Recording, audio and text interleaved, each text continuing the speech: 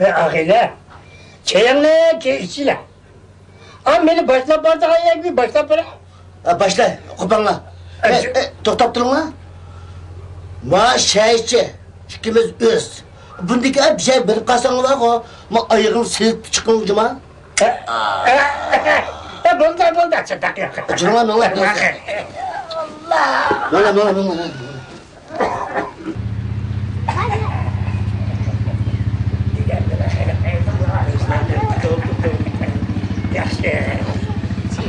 Ne.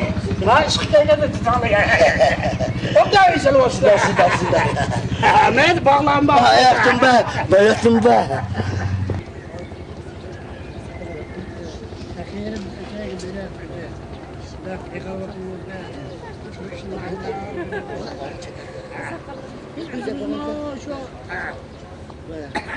Allah'ı sıkılıp kılıbır.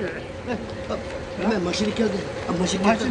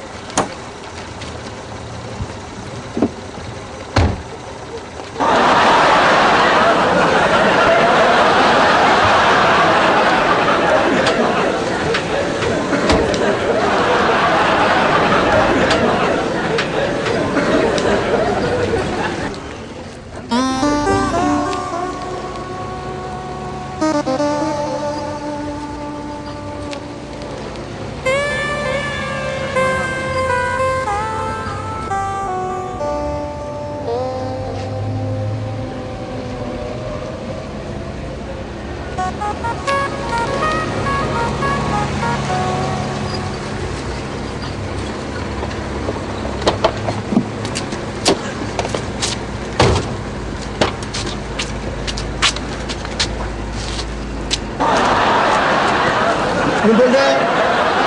Ayak yoktur da. Ne sağı? Hayatım müşek sağı.